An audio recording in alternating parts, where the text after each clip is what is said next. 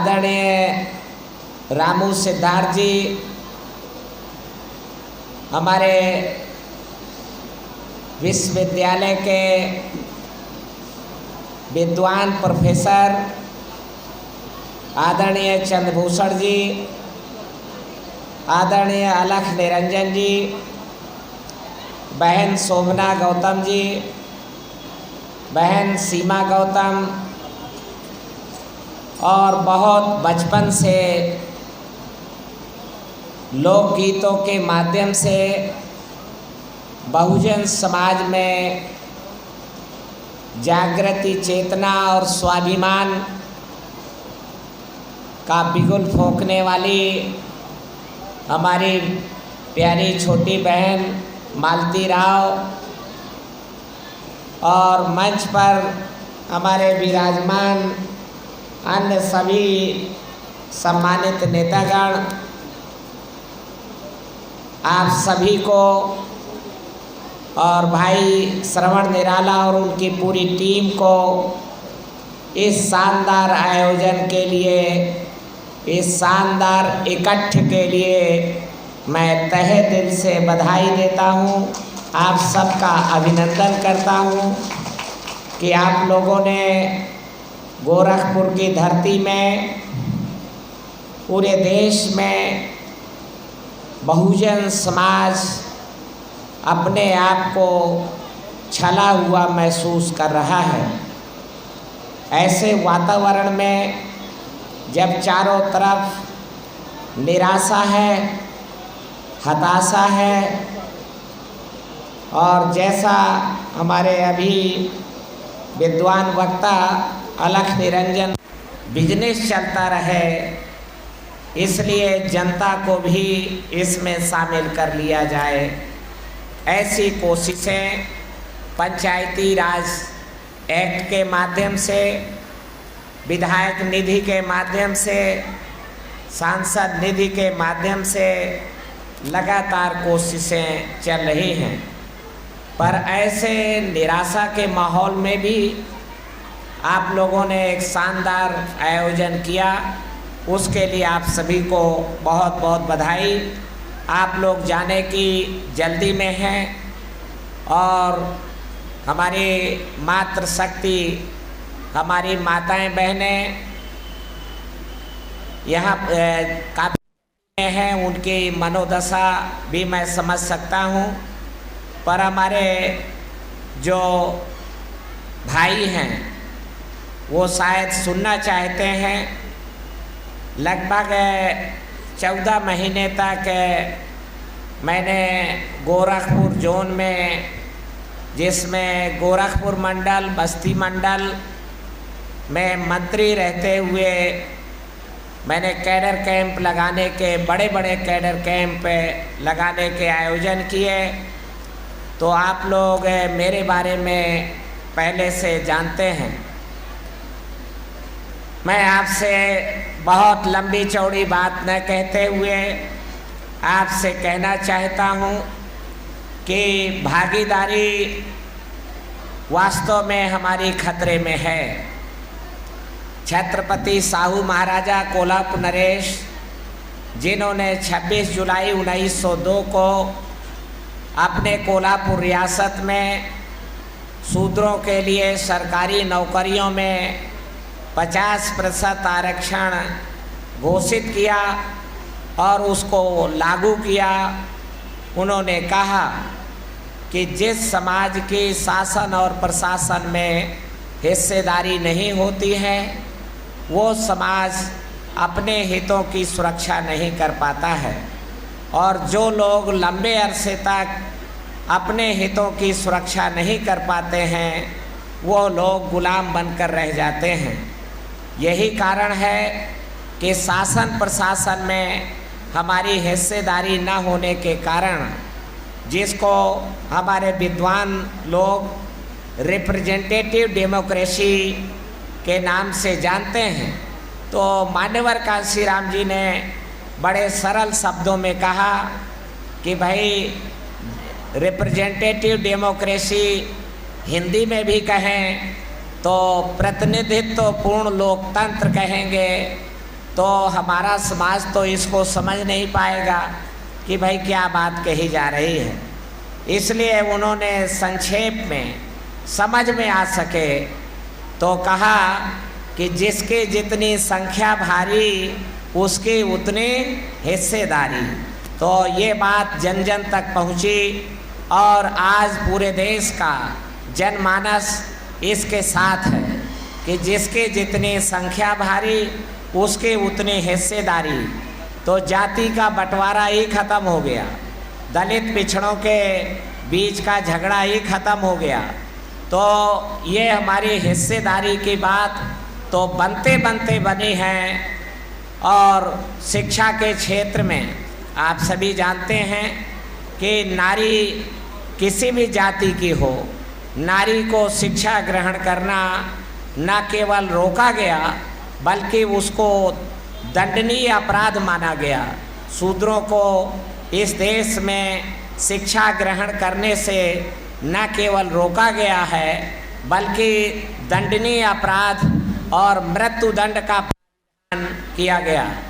इस अपराध में चलते हुए तो मर्यादा पुरुषोत्तम श्री राम ने पढ़ने लिखने के जुर्म में हमारे भारत के आदिवासी शंभू ऋषि की पढ़ने लिखने के जुर्म में अपने हाथों से तलवार से गर्दन काट के और मौत की सज़ा देने का प्रबंध किया। अपने हाथों से मौत की सज़ा दिया। और नारी चाहे ब्राह्मणी ही क्यों ना हो, नारी चाहे क्षत्राणी ही क्यों ना हो, उसको इस देश में पढ़ने का अधिकार नहीं दिया गया। नारी को आज पढ़ने का अधिकार मिला है तो माई फुले और महात्मा ज्योतिराव फुले के संघर्षों के कारण मिला है। इसलिए मैं आप सभी को सचेत करना चाहूँगा, खास करके वो जो ब्राह्मणवादी दलित हैं, सरोजनिया दलित हैं और सरोजनिया पिट्ठू चमचे और गुलाम हैं, उनसे कहना चाहता हूँ वो जो बार बार कहते हैं कि परिवर्तन के आंदोलन के लिए पिछड़े वर्ग साथ नहीं देते हैं, बैकवर्ड के लोग साथ नहीं देते हैं। इस देश में सामाजिक बदलाव के आंदोलन की शुरुआत पिछड़े वर्ग के महापुरुषों ने ही करने का काम किया है। 1848 में सामाजिक बदलाव के लिए पूना से हुंकार भरी तो ज्योतिराव फुले कोई महार और चमार जाति में नहीं थे, वो पिछड़े वर्ग की एक इग्नोर्ड और सताई हुई जाति माली और काछी जाति में जन्म लिया। और छत्रपति साहू महाराजा ने जो एक छोटे से रियासत के राजा थे, उन्होंने ज्योतिराव फुले की इस पढ़ाई लिखाई की बात को आगे बढ़ाया। 1895 में उन्होंने अपने कोल्हापुर रियासत में राजाज्ञा जारी की कि मेरे रियासत में अब कोई भी शूद्र अपने बच्चे को स्कूल भेजेगा तो उसके कान में पिघलाकर शीश और रांगा नहीं भरवाया जाएगा, उसकी जीभ नहीं काटी जाएगी, उसको मौत की सज़ा नहीं दी जाएगी, बल्कि मेरे राजकोष से इनाम दिया जाएगा, इनाम दिया जाएगा। तो इनाम का प्रबंध छत्रपति साहू महाराजा कोल्हापुर नरेश ने करने का काम किया। 1898 में जब उन्होंने देखा कि राजा तो वंश परंपरा के अनुसार मराठा होता है, पर जो राज्य संचालन समिति है, राज्य संचालन समिति में ब्राह्मणों का कब्जा है, तो छत्रपति साहू महाराजा कोल्हापुर नरेश ने 1898 में तो राज्य संचालन समिति जो ब्राह्मण नियंत्रित थी, जिसके बारे में अंग्रेजों ने कहा कि इसका जस्टिस माइंड और जस्टिस कैरेक्टर नहीं है, ये ऐसी रेस है, ये ऐसी कौम है इस देश में जिसका न्यायपूर्ण चरित्र नहीं है और ये जज बनाने योग्य नहीं। दिल्ली के बोट क्लब में मंडल रिपोर्ट के समर्थन में मंडल रिपोर्ट लागू करो वरना कुर्सी खाली करो, पिछड़े वर्गों को आरक्षण देना होगा। इस मुद्दे को लेकर के जेल भरो आंदोलन चलाया 14 दिन का। तो 13 अगस्त 84 को मुझे भी उनसे मिलने का, हाथ मिलाने का मौका मिला इंडिया गेट पे। हम लोग बुंदेलखंड से करीब 6000 लोग उस दिन दिल्ली में गए और जेल भरने का काम किया। तो हमने मान्यवर कांशीराम साहब से कहा कि साहब आप हमें बैकवर्ड के साथ दोस्ती करने की बातें करते हैं, पर ये बैकवर्ड वाले ही तो हमें मारते हैं। तो मान्यवर कांशीराम साहब मुस्कुराए और उन्होंने कहा कि तुम्हें कौन जात मारती है? तो हमने कहा साहब अहिर मारता है, हमें कुर्मी मारता है। तो मान्यवर कांशीराम जी ने कहा कि तुम्हें कुम्हार भी मारता है, केवट भी मारता है, काछी भी मारता है। तो मैंने कहा नहीं साहब ये तो नहीं मारते हैं। तो उन्होंने कहा क्या राजभर भी मारता है, नोनिया चौहान भी मारता है क्या? तुम्हें क्या तो नाऊ और लोहार बढ़ई दर्जी भी मारता है? तो हमने कहा नहीं साहब ये तो नहीं मारते हैं। तो मान्यवर कांशीराम जी ने हमें कहा कि जो तुम्हें नहीं मारते हैं उनसे दोस्ती करो, उनसे एकता बनाओ। तो उन्होंने कहा कि को सफरर माने दुखिया भाई सह दुख भागीदार जो लोग हैं उनको अपने साथ लेके चलो। तुम्हें ब्राह्मण देवता यादव के द्वारा इसीलिए पिटवाते हैं, तुम्हें ब्रह्म देवता लोग कुर्मी के द्वारा इसीलिए पिटवाते हैं कि तुम्हारा कोई दोस्त नहीं है, तुम्हारा कोई साथी नहीं है। तो तुम अगर कुम्हार से एकता बनाओ, राजभर से दोस्ती करो, नोनिया चौहान से दोस्ती करो, और तुम अगर केवट से दोस्ती करो, गडरिया से दोस्ती करो, तो तुम्हारे दोस्तों की तादाद बढ़ जाएगी। और जो मारने वाले हैं वो तुम्हें मारने की बजाय हाथ जोड़कर वो भी तुमसे दोस्ती करने के लिए लालायित होंगे कि भाई हमसे भी दोस्ती कर लो। तो हमने बुंदेलखंड में तो हमारे पास 21 सीटें थीं। तो हमने एक सीट पे कुम्हार को खड़ा किया, दूसरी सीट पे गडरिया को खड़ा किया, एक सीट दो सीटों पर काछी को खड़ा किया, फिर तेली को खड़ा किया। और हमारे इलाके में राजभर तो रहता नहीं है, नोनिया चौहान है नहीं, तो वो तो नहीं। पर हमारे बगल में लगी हुई मध्य प्रदेश की एक सीट थी चित्रकूट। तो वहाँ से जिसको ब्रह्म देवता लोगों ने कहा कि हम खाना खाएंगे और आप पत्तल उठा के फेंकना, तो वो पतरी उठाने वाली जाति है, उसको हमारे इलाके में बारी कहते हैं। तो हमने गणेश बारी को खड़ा किया, तो गडरिया को भी खड़ा किया, कुर्मी को भी खड़ा किया एक सीट से। तो बारी बारी से। और हमने बुंदेलखंड में कभी भी मुस्लिम की आबादी मात्र 7% है। तो मान्यवर कांशीराम जी ने कहा कि ये 7% है, परंतु ये शेड्यूल कास्ट का वो हिस्सा है, ये शूद्रों का वो हिस्सा है जो 500 साल पहले हिंदू धर्म को लात मार के इस्लाम को कबूल कर लिया। तो हिंदू थे तो मंदिर में नहीं घुस पाते थे, पर जब वो मुसलमान हो गए तो मस्जिद में बराबर से नमाज पढ़ने लगे।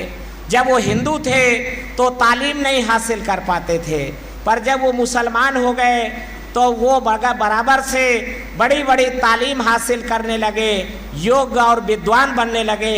जब वो हिंदू थे तो तिजारत नहीं कर सकते थे, व्यापार नहीं कर सकते थे, परंतु जब वो मुसलमान बन गए तो वो बीच बाजार में, चौक बाजार में तिजारत करने लगे। आपके गोरखपुर में भी तो बीच बाजार में जो दुकानें हैं तो उस पे मुसलमानों का कब्जा है।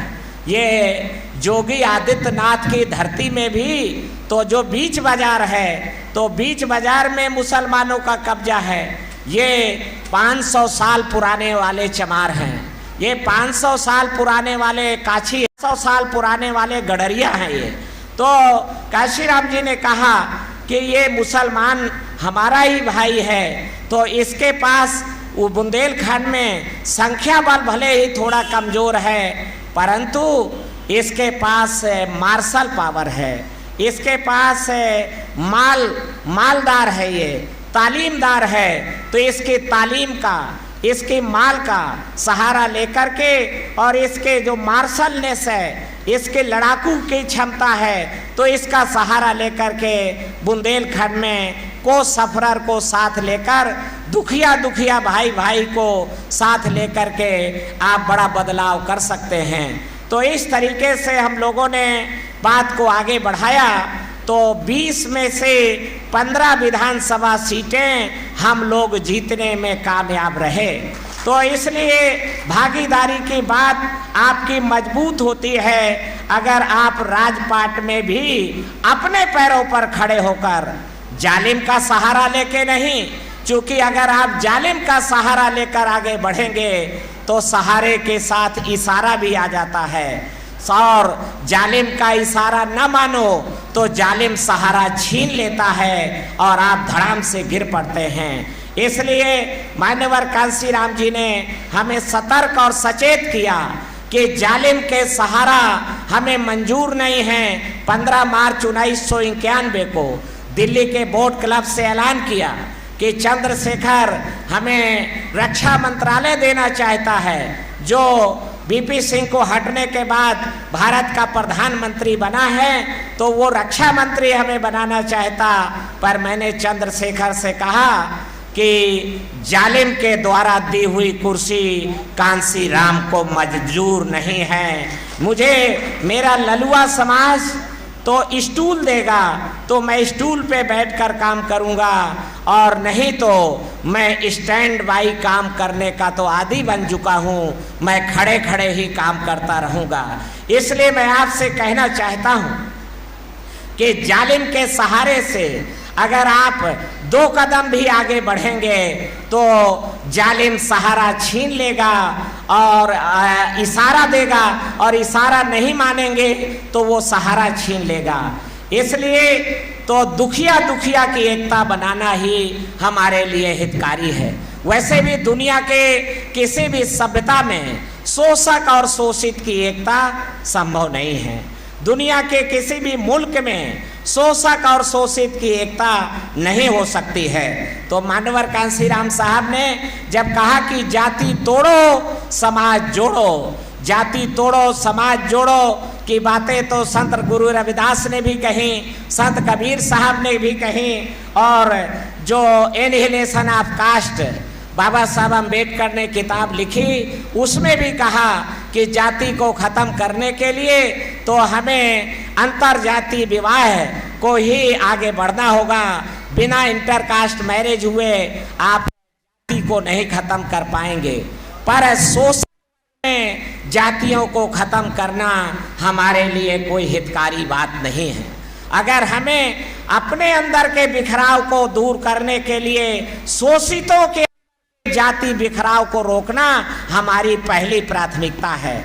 अगर शोषक भी वो चाहते हैं, इसलिए बाबा साहब अम्बेडकर ने जातियों को खत्म करने के लिए कोई सविता अम्बेडकर के साथ शादी नहीं किया था, बल्कि उसके मेडिकल कारण थे, उसके चिकित्सीय कारण थे, जो बाबा साहब अम्बेडकर का और सविता के साथ में पत्राचार हुआ है। तो मैं आपको सचेत करना चाहता हूँ, बहुत सारे मेरे समाज के मूर्ख आईएएस और मूर्ख आईपीएस और महाराष्ट्र के मूर्खानंद लोग तो इस बात को उदाहरण के रूप में कहते हैं कि भाई बाबा साहब अम्बेडकर ने जब किया था तो हमें क्या करने में बुराई है, हमें भी बाबा साहब की बात को आगे बढ़ाना चाहिए। बाबा साहब अम्बेडकर ने तो जातियों को खत्म करने के लिए सविता अम्बेडकर के साथ शादी नहीं किया, बल्कि वो उनके जो चरित्र है, उनके चरित्र की पवित्रता है, उनका जो सील है, वो सील को बाबा साहब अम्बेडकर अक्षुण्ण बनाए रख सकें, इसलिए बाबा साहब अम्बेडकर ने ये कदम उठाने का काम किया। तो इसलिए चूंकि सील के मामले में तो मैं आपसे कहना चाहता हूं कि जाति तोड़ो नुकसान फायदा है, अगर व्यवस्था ज्यों की त्यों बनी रहती है, जिसमें ऊपर ब्राह्मण है, फिर क्षत्रिय है, फिर वैश्य है, फिर बाकी शूद्रों को नीचे रखा गया है, ऊपर वालों को हर किस्म का प्रिविलेज है, विशेषाधिकार है, पढ़ने लिखने का है, धन दौलत रखने का है, राजपाट करने का है, राजा का बड़ा बेटा ही राजा होगा, अंधा हो, लूला हो, लंगड़ा हो। और ये सोशल ऑर्डर तो आज भी जारी है, और लॉ एंड ऑर्डर के बावजूद भी ये सोशल ऑर्डर तो आज भी चलन में है, प्रचलन में है। तो ऊपर वालों को फायदा है, नीचे वालों को नुकसान है। तो जिनको नुकसान है वो बदलाव लाना चाहते हैं, पर जिनको फायदा है वो ज्यों का त्यों बनाए रखना चाहते हैं। तो अगर सवर्ण लोग हमारी पार्टी में आएंगे तो वो बदलाव की प्रक्रिया को रोक देंगे, इसलिए मैं उनको अपनी पार्टी में नहीं शामिल करता हूं। तो पत्रकार ने फिर कहा कि नहीं, वो आपकी पार्टी के वोटर होना चाहते हैं, आपकी पार्टी को वोट देना चाहते हैं। तो मान्यवर कांशीराम जी ने कहा कि वो वोट दे सकते हैं, हालांकि मुझे उनका वोट लेने में भी दाल में काला नजर आता है, पर वो वोट दे सकते हैं, पर लीडरशिप पिछड़े जातियों के हाथों में ही रहेगी।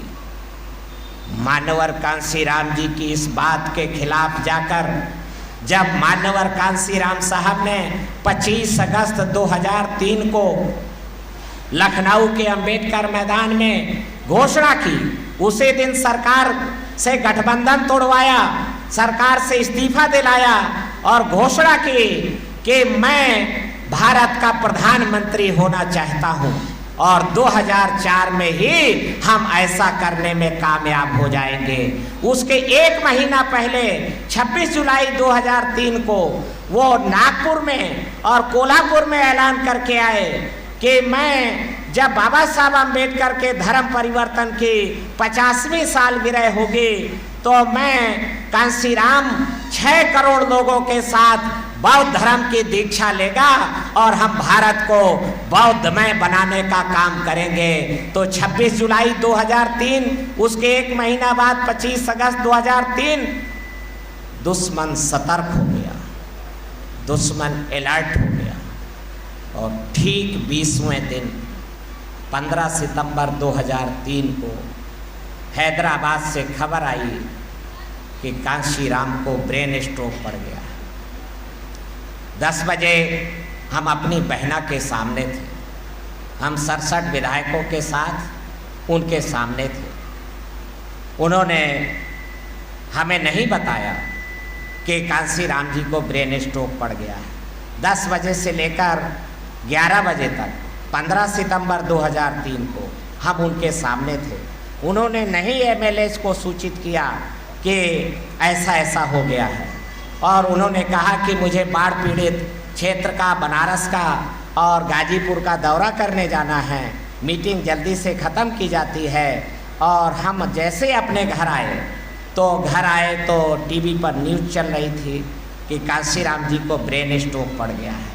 तो 15 सितंबर 2003 को हमारे रहबर की आवाज़ बंद हो गई, वॉइस चली गई। उनकी आवाज़ जाने के बाद तो 22 अक्टूबर, उसके ठीक 37वें दिन 22 अक्टूबर 2003 को, जिसमें हम लोग भी थे, श्रवण निर्वाला भी थे, तो 22 अक्टूबर 2003 को नाटकीय घटनाक्रम के तहत पहले एक अजीब अनोखा स्टाइल था, एक अनोखा रूप था, मनमोहक रूप था। तो अयोध्या पाल पूर्व मंत्री, इंजी सरोज पूर्व मंत्री को मंच पे बुलाया गया और गुलाब के फूलों का हार पहना करके एक दलित नेता और एक पिछड़े वर्ग का नेता को उसका अभिनंदन किया गया और उसको कहा गया कि मैं आज बहुत खुश हूँ, आप लोग इलाहाबाद पश्चिमी की सीट राजू पाल को जिता के लाए हैं, तो मैं दोनों का अभिनंदन करती हूँ, स्वयं गुलाब के फूलों का माला पहनाती हूँ, और अब आप लोग जाइए, नीचे बैठ जाइए। वो लोग नीचे आए, हमारे साथ बैठ गए। 2 मिनट बाद पर्दा उठता है, सतीश चंद्र मिश्रा प्रकट होता है और कहा कि 8 अक्टूबर 2003 को मेरे घर में रेड किया सीबीआई ने, दिल्ली में रेड किया, आपकी बहन में है तो ये मेरे भाई ये सतीश मिश्रा के कारण है। इसलिए मैं सतीश मिश्रा को राष्ट्रीय महासचिव कांसीराम के आदेश के खिलाफ जाकर के मैं राष्ट्रीय महासचिव घोषित करती हूँ इन्फिल्ट्रेशन परिवर्तन के आंदोलन में। तो मैं भाई श्रवण निराला को भी कहना चाहूँगा, तो परिवर्तन के आंदोलन में अगर इसको मंजिले मकसूद तक, और ख़ास करके जब हम ये कहते हैं कि हमें मानवर कांसीराम जी की मूवमेंट को, बाबा साहब अम्बेडकर की मूवमेंट को रिवाइव करना है, तो इसको सरवाइव कब बनाना है और सरवाइव करा करके इसको सस्टेन करना है। ये रिवाइव माने पुनर्जीवित करना है और इसको जिंदा रखना है, लंबे समय तक जिंदा रखना है। और इसको, इस परिवर्तन की मुहिम को, जो परिवर्तन हमारे लिए हितकारी है पर हमारे दुश्मन के लिए ये नुकसानदायक है, ये परिवर्तन से उसको नुकसान होता है, तो इसलिए इसको रिवाइव, सरवाइव एंड सस्टेन बनाए रखना है। तो जब हम इस तरीके की बातें करते हैं तो हमें सावधान हो जाना चाहिए कि परिवर्तन की मुहिम में तो वो इन्फिल्ट्रेशन, पजेशन, और अगर पजेशन नहीं हो सका तो सेबोटेशन। तो फर्स्ट स्टेप है कि परिवर्तन के आंदोलन में घुसपैठ कर जाइए, इन्फिल्ट्रेशन कर जाइए और उसको कब्जा कर लीजिए परिवर्तन के आंदोलन को। मौर्य साम्राज्य के साथ क्या हुआ? मौर्य साम्राज्य के पतन का यही कारण है। इसलिए मानवर कांसीराम जी ने दी चमचा एज किताब जो लिखी है उसमें सावधान किया है कि पीड़ितों का आंदोलन पीड़ितों के द्वारा ही चलाया जाना चाहिए। पीड़ितों का आंदोलन पीड़ितों के द्वारा ही चलाया जाना चाहिए। अगर इसमें आपने व्यवस्था से लाभान्वित वर्ग को शामिल किया तो आप पुनः जिस तरीके से मौर्य साम्राज्य का पतन हुआ है और जिस तरीके से हमारे बहुजन महानायिका का पतन हुआ है, ठीक उसी तरीके से आने वाला आंदोलन भी गिरावट का शिकार हो जाएगा। तो इन्फिल्ट्रेशन और उसके बाद पजेशन, और अगर वो पजेशन में नाकामयाब रहते हैं तो फिर सेबोटेशन, जिसमें वो कब्जा नहीं कर पाते हैं उसको अंदर से विखंडित कर देते हैं, तोड़ देते हैं। तो इसलिए जब हम इस आंदोलन को रिवाइव करने के बारे में बात सोचते हैं तो हमें ये बात ध्यान में रखनी होगी कि जाति तोड़ो समाज जोड़ो। तो दुखिया दुखिया का ही भाईचारा बनाना है। अगर आपने भेड़ भेड़िया की दोस्ती कराने की बातें सोची, आपने अगर चूहा और बिलैया कराने की बातें सोची तो फिर आप नुकसान में ही रहेंगे। और इसलिए हमने कहा कि बहुजन समाज सच्चा है और अधिकार मिलना पक्का है। बहुजन समाज सच्चा है, प्रधानी जीतना पक्का है। बहुजन समाज सच्चा है, लखनऊ की गद्दी मिलना पक्का है। लखनऊ की गद्दी मिलना पक्का है। और सरोजन एक धोखा है, धक्का मारो मौका है। सरोजन एक धोखा है, धक्का मारो मौका है। ये सरोजन एक धोखा है, ये कभी दुनिया में व्यवहारिक नहीं है। भारत में कैसे व्यवहारिक हो सकता है? तो इसलिए को सफरर को एक करना होगा। इसलिए मैं आपसे कहना चाहता हूं कि आप एक ना कर सकें, इसलिए उन्होंने जिस, हम लोग हजारों साल से हम लोग अपनी बहन बेटी की इज्जत आबरू लुटवाते आए हैं।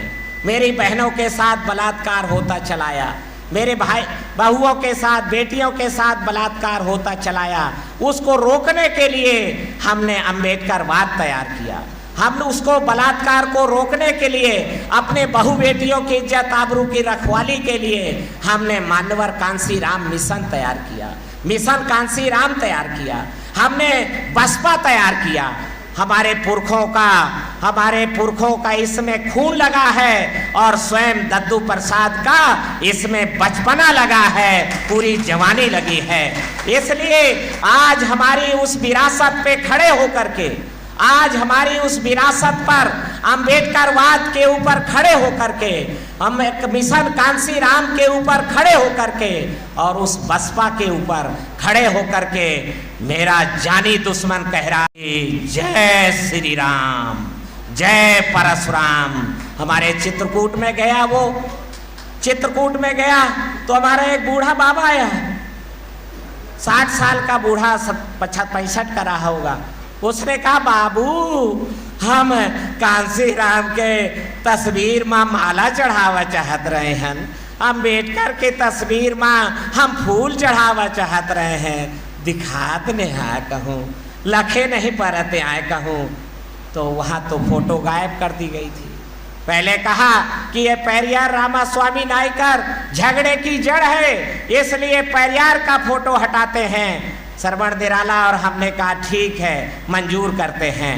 अब तो मान्यवर कांसीराम जी के भी और परशुराम की बड़ी फोटो, श्री राम संबूक वध का प्रतीक है, शूद्रों की हत्या का प्रतीक है, परशुराम अपनी माता की हत्या का प्रतीक है, जननी हंता है। और वो फरसा परशुराम का तो वो हमारी बहना को भेंट कर रहे हैं कि इस फरसे से अपने उद्गम को, ऑरिजिन को काट डालो, और हमारे ऑरिजिन को काटा जा रहा है। इसलिए कल्चरली बलात्कार, सांस्कृतिक रेप हो रहा है हमारी संस्कृति और हमारी सभ्यता के साथ। हमारी संस्कृति, हमारी सभ्यता, हम इतने कंगाल नहीं हैं। हमारी एक फेरिस्त है, हमारी इस देश में उत्कृष्ट सभ्यता है। दुनिया के 1922 के बाद दुनिया के इतिहासवेत्ताओं ने घोषित किया है कि मिस्र के सभ्यता से भी पुरानी सभ्यता है सिंधु घाटी की सभ्यता, राखी गढ़ी की सभ्यता, धौलावीरा की सभ्यता हमारी दुनिया की सबसे पुरानी सभ्यता है। तो इस उस सभ्यता को हमने नया रूप दिया, हमने अंबेडकरवाद तैयार किया, कांसीरामवाद तैयार किया, और आज उस सभ्यता के ऊपर खड़े होकर के जय श्री राम, जय परशुराम, इससे बड़ा पतन का दूसरा कोई सबूत नहीं हो सकता है। ये सिर्फ कोशिशें चल रही हैं भारतीय जनता पार्टी को जिताने की। भाजपा, अरे सन 95 में, 94 में मान्यवर कांसीराम जिंदा थे तो भारतीय जनता पार्टी की गरज थी। भारतीय जनता पार्टी मान्यवर कांसीराम को 1996 में प्रधानमंत्री से रोकना चाहती थी।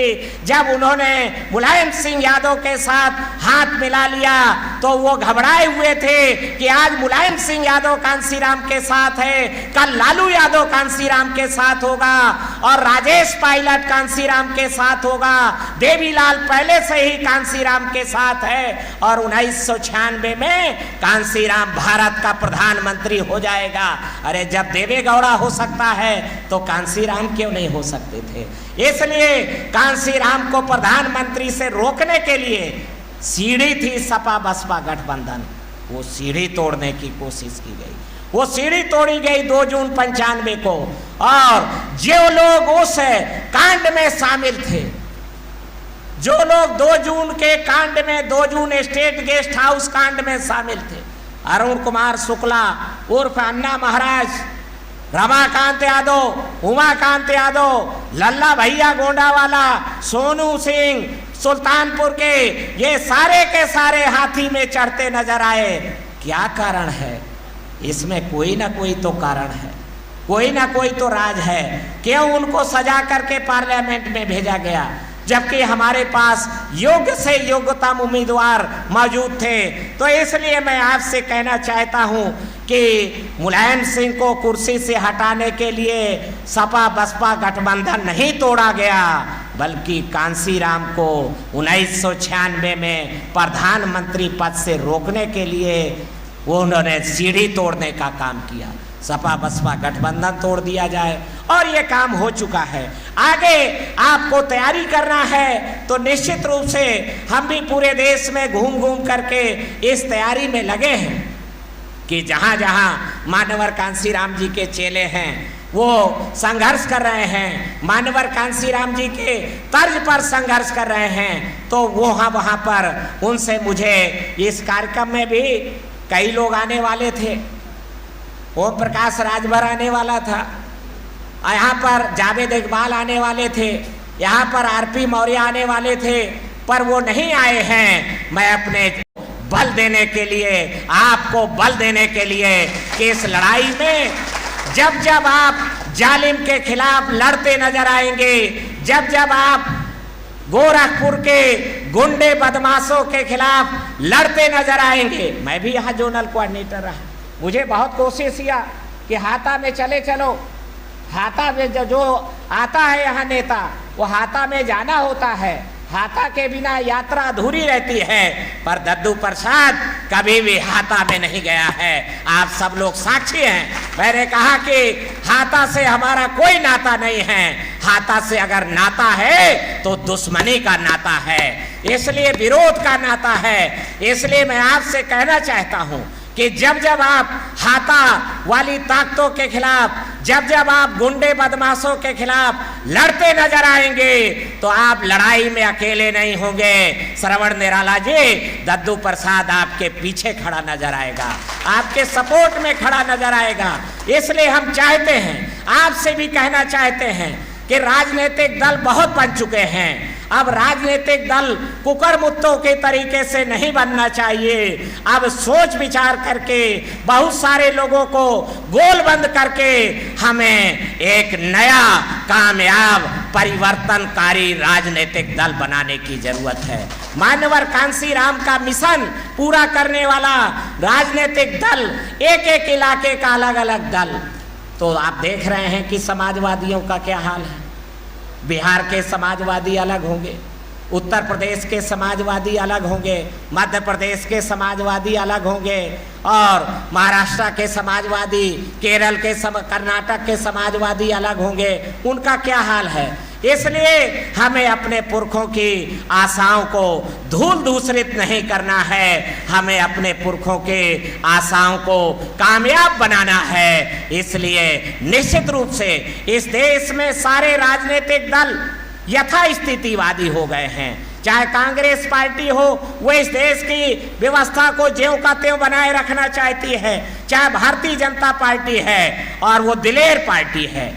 भारतीय जनता पार्टी साहसी पार्टी है, वो छुपाती नहीं है अपने एजेंडे को, वो खुलेआम कहती है कि मैं इस देश का जो सोशल ऑर्डर है, जो इस देश की ऊंच नीचता पर आधारित व्यवस्था है, चतुर्वर्णीय जातियों पर आधारित व्यवस्था है, इसको हम बनाए रखना चाहते हैं। ये आइडियल सोशल सिस्टम है, इस आदर्श समाज व्यवस्था को वो बनाए रखना चाहती है। कम्युनिस्ट पार्टियां भी इस देश की समाज व्यवस्था को ज्यों का त्यों बनाए रखना चाहती हैं। समाजवादी पार्टी भी परशुराम की मूर्ति लगाने की घोषणा करती है, और जाने क्या क्या घोषणा करती है। और हमारी बहना की पार्टी, कौन सी बहना? सतीश मिश्रा की बहना। याद रखना, यह कांसीराम की बहना नहीं है, यह सतीश मिश्रा की बहना है। तो वो भी कहती है कि हम परशुराम की मूर्ति लगाएंगे और अंबेडकर स्मारक अब कभी नहीं बनाएंगे, अंबेडकर स्मारक हम कभी नहीं बनाएंगे, हम का परशुराम की मूर्ति लगाएंगे। तो इसलिए हमें इस देश में सारी पार्टियां जब यथास्थितिवादी हैं और 50% से जनता ज्यादा, मैं भी दिल्ली में था 25-26 जुलाई को एनसीबीसी में हमने घेराव किया और जाति आधारित जनगणना के लिए हमने ज्ञापन दिया, और पूरे देश के 22 प्रांतों से डेलीगेट आए हुए थे। उन डेलीगेट बैकवर्ड के लोगों ने, जीनियस लोगों ने, जिनमें रिटायर्ड जज थे, रिटायर्ड आईएएस थे, आईपीएस थे, प्रोफेसर थे, प्रेजेंट आईएएस थे, प्रेजेंट आईपीएस अफसर भी थे, उन सब ने कहा कि इस देश में मंडल रिपोर्ट को लागू कराने का श्रेय कांसीराम को जाता है, मान्यवर कांसीराम को जाता है। इसलिए मैं आपसे कहना चाहता हूं कि मेरे भाइयों, पिछड़े वर्ग पिछले 5 सालों से आप देख रहे हैं कि मुसलमान जब भी उसके ऊपर खतरा मंडराता है वो बाबा साहब अम्बेडकर की फोटो को छाती से चिपका लेता है, ढाल के तरीके से इस्तेमाल करता है, भारत का संविधान लेकर के घूमता है। वो आपके साथ जुड़ना चाहता है, पिछड़े वर्ग के लोग आपके साथ जुड़ना चाहते हैं और जिसकी जितनी संख्या भारी उसकी उतने हिस्सेदारी। तो ये हमारा नारा होना चाहिए। इस नारे को 9 जून 2005 को धक्का मार दिया गया, इस नारे को दफना दिया गया। 2005 को लखनऊ के अंबेडकर मैदान से निकाला गया कि जिसके जितनी तैयारी उसकी ज्यादा से ज्यादा हिस्सेदारी, जिसके जितने अभी वो बार बार सतीश मिश्रा कहता है अपनी पार्टी की मीटिंगों में, अपने सतीश मिश्रा की पार्टी कहती है कि वो बार बार कहता है कि 16% ब्राह्मण है इस देश में, 26% दलित है, दोनों मिल जाएं तो 42% हो जाता है और 32% में 31% वोट लेकर के सरकार बन जाती है। किसी और की जरूरत ही नहीं है हमें, किसी और की जरूरत ही नहीं है हमें। तो उस सभा में हमारा कुशवाहा भाई बैठा, केवट भाई बैठा, हमारा राजभर भाई बैठा, उसके दिल को धक्का लगता है। वो दूर चला गया, वो दूर जाके कहीं और नहीं गया, जिधर सतीश मिश्रा भेजना चाहता था उधर ही गया, भारतीय जनता पार्टी में गया। और इसलिए आपके सामने हो गया है, बहाना बनाने के लिए, उल्लू बनाने के लिए हमें कह दिया ईवीएम ने हरा दिया है, ईवीएम के कारण हार गए हैं। अरे ईवीएम के कारण नहीं, बल्कि ये प्रमाणित हो चुका है कि जिसकी जितनी तैयारी उसकी उतनी हिस्सेदारी, जिसकी जितनी थैली भारी उसकी और ज्यादा हिस्सेदारी। नारा धोखा है, ये हमारे रसातल को ले जाने वाला है। मानवर कांसीराम का नारा सच्चा है कि जिसकी जितनी संख्या भारी उसकी उतनी हिस्सेदारी, जिसके जितनी संख्या भारी। इसलिए हमारा परिवर्तनकारी दल बनेगा। जो परिवर्तनकारी दल बनेगा तो उस परिवर्तनकारी दल का टैगलाइन एजेंडा होगा कि पिछड़े वर्गों को आधे से ज्यादा हिस्सेदारी मिलेगी, पिछड़े वर्गों को आधे से ज्यादा हिस्सेदारी मिलेगी, मुसलमानों को उनके हक के बराबर हिस्सेदारी मिलेगी और दलित वर्ग के चमचा लोगों को टिकट नहीं दिया जाएगा।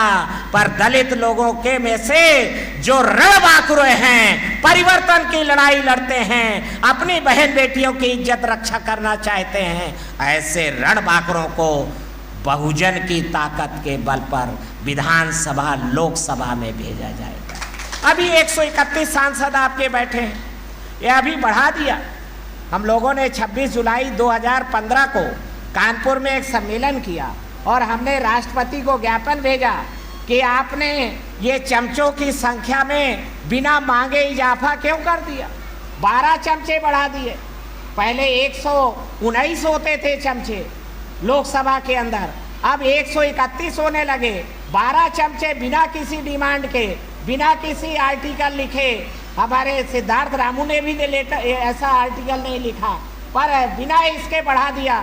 तो आपने जब यहाँ बढ़ा दिया है तो नौकरशाही में भी 2.5% का आरक्षण SC/ST का बढ़ाया जाए। अब ये ऑलरेडी 26 जुलाई 2015 को इसके लिए लगातार कर रहे हैं, संघर्ष कर रहे हैं। और अगर सरवर निराला जी मुझे अनुमति दें तो मैं कहना चाहता हूँ कि आज का ये सम्मेलन पिछड़े वर्गों की जाति आधारित जनगणना का समर्थन करता है। ये पूरी तरीके से ये सम्मेलन जाति आधारित जनगणना का समर्थन करता है। पूरे देश के दलित वर्ग के लोग, पूरे देश के आदिवासी चाह रहे हैं कि सबकी जनगणना हो रही है, मुसलमानों की जनगणना हो रही है, सिखों की जनगणना हो रही है, बौद्धों की जनगणना हो रही है, ईसाइयों की जनगणना हो रही है और शेड्यूल कास्ट की जाति आधारित जनगणना हो रही है, शेड्यूल ट्राइब की जाति आधारित जनगणना हो रही है, हिजड़ों की जनगणना हो रही है, गैया भैंसिया की जनगणना हो रही है, मोर की जनगणना हो रही है, बाघों की जनगणना हो रही है। पर सिर्फ पिछड़ों की जनगणना नहीं हो रही है, अगड़ों की जनगणना नहीं हो रही है और पिछड़ों की नहीं हो रही है। तो अगड़ों की इसलिए नहीं हो रही है कि वो दूसरे का हिस्सा चापे बैठे हैं, दूसरे का हिस्सा हड़पे बैठे हैं, और जो दूसरे का हिस्सा हड़पे होता है तो वो खुलासा नहीं होने देना चाहता है। इसलिए ये सम्मेलन पिछड़े वर्गों की जाति आधारित जनगणना का, पूरे देश के दलित वर्ग के लोग पिछड़े वर्गों की जाति आधारित जनगणना का खुला समर्थन करते हैं, और हम प्रस्ताव पास करते हैं कि पिछड़े वर्गों की जाति आधारित जनगणना कराई जाए। मैं आज से एक बात और कह के बात खत्म करना चाहता हूं कि शिक्षा पे आपके हमला है। आखिरकार हम शिक्षा से ही तरक्की किए हैं, पढ़ाई लिख कर के तरक्की किए हैं। इसलिए बाबा साहब अम्बेडकर ने शिक्षा के महत्व को समझा, महात्मा ज्योतिराव फुले के महत्व को समझा, और इसलिए उन्होंने इस संबंध में बहुत बड़ी बड़ी ज्ञानवर्धक बातें हमें आपको बताई हैं। मैं उनको दोहरा करके आपका समय जाया नहीं करना चाहूँगा, पर आपसे ये जरूर कहना चाहता हूँ कि हमें शिक्षा से वंचित करके ही इस देश में गुलाम बनाया गया है। जो लोग आज भी हमें गुलाम बनाए रखना चाहते हैं, वो हमें शिक्षित कैसे होने देना चाहेंगे? वो हमें शिक्षित नहीं होने देना चाहते हैं। नालंदा विश्वविद्यालय ईसा की 4वीं शताब्दी में बनाया गया। नालंदा विश्वविद्यालय बनने के बाद भारत 1400 वर्षों तक नया कोई विश्वविद्यालय नहीं बना सका। यह इस बात का प्रमाण है कि भारत का शिक्षा से कितना वैर रहा है। भारत के रणनीतिकार और भारत के कर्णधार, भारत के नीति नियंता 1400 वर्षों तक कोई नया विश्वविद्यालय उन्होंने नहीं बनने दिया। कहा यह गुरुकुल काफी है, कौन सबको आ पढ़ाना है?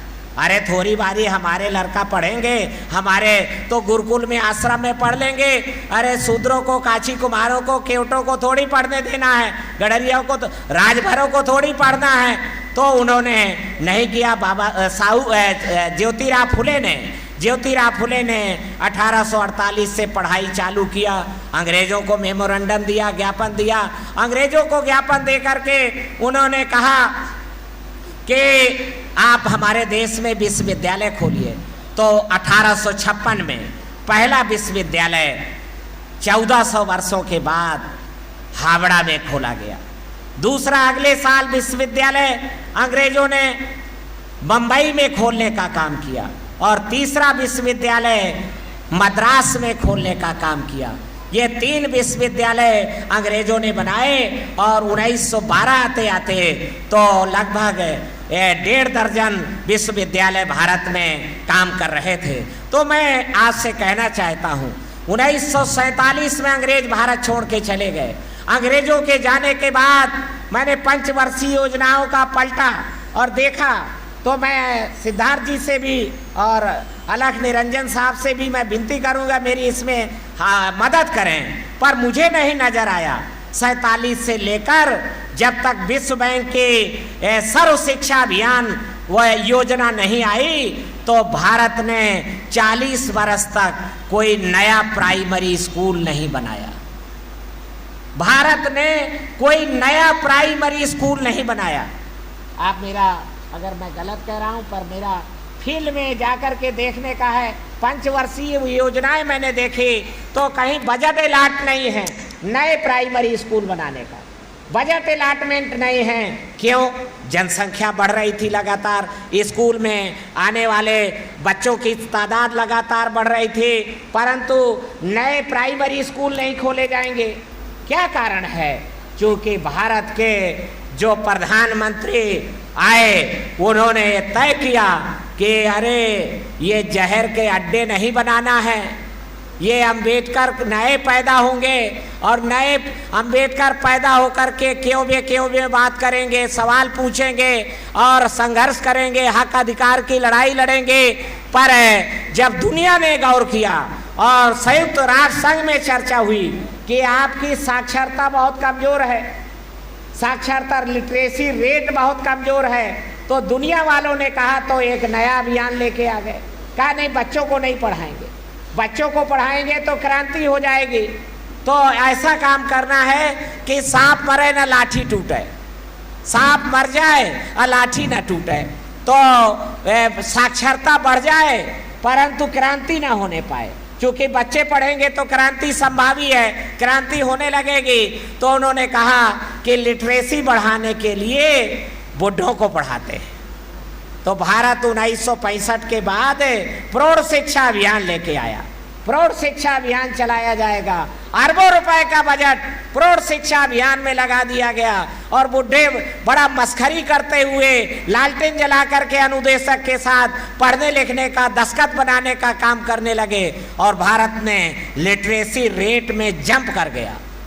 28% से लिटरेसी रेट बढ़कर के 1971 की जनगणना में ये जाकर के 42% हो गया। तो संयुक्त राष्ट्र संघ ने पीठ ठोकी कि शाबाश आप। उसमें बाबा साहब अम्बेडकर ने लिखा है कि कक्षा 6 साल से लेकर के 6 साल की उम्र से लेकर के 14 साल तक की उम्र को बच्चों को निःशुल्क अनिवार्य और एक समान शिक्षा देने का प्रबंध सरकार करे।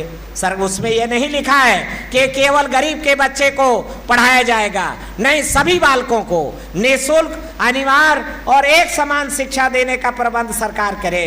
पर सरकार तो 2 तरीके के स्कूल चला रही है।